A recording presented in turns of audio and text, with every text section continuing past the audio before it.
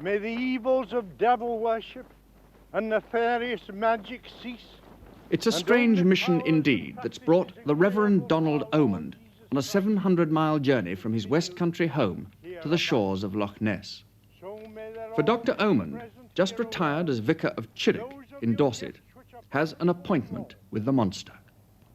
It's a coming together the 71-year-old doctor of philosophy doesn't expect Nessie to particularly enjoy, because Dr. Omand is here to get the monster to change its ways. Many men would shrink from such an assignment. After all, monsters might be expected to give short shrift to elderly vicars who come along interfering in their business. However, Dr. Omand, his canonicals fanned by the breeze, seems to have no qualms as he heads for the centre of the loch.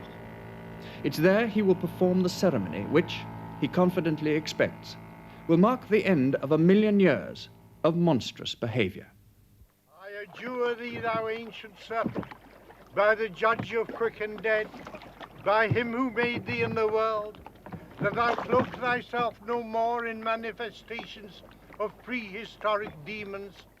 The vicar's theory is that the Loch Ness Monster is not a prehistoric beast that somehow slipped through the evolutionary net and lived on in the vast depths of the loch. He maintains that Nessie is an apparition, a spirit, and an evil one at that. So much so that it's having a bad effect on the locals, driving them to drink, foul tempers, and black magic. Begone, thou hideous demon, unto thine appointed place, and return no more to plague the servants of Almighty God. So, in a ceremony he has performed many times in other haunted spots, Dr. Omand is exorcising Loch Ness of the evil spirit of the monster. After it's all over, the tourists take a trip round the loch, unaware of the weight of evil that's been lifted from the vicinity. Meanwhile, it's feet back on the ground for the vicar.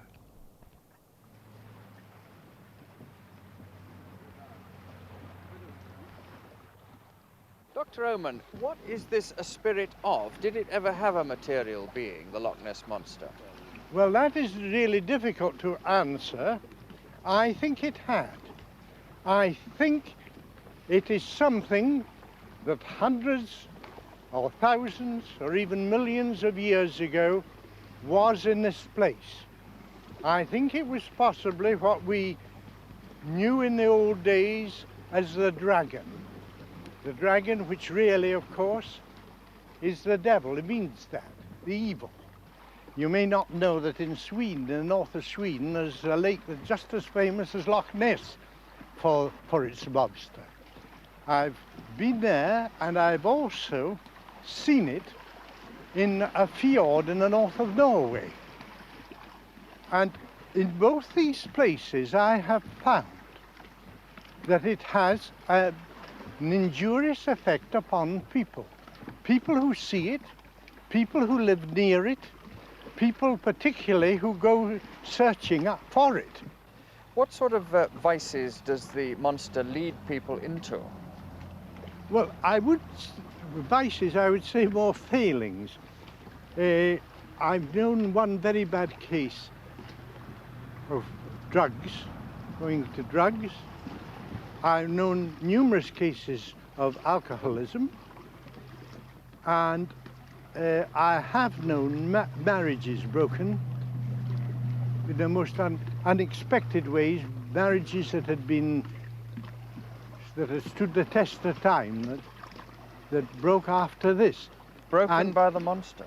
Well, what I say is, it seemed a terrific coincidence that all these things should have happened to people who had been closely associated with them, with a spectre, a monster, or whatever we like to call it.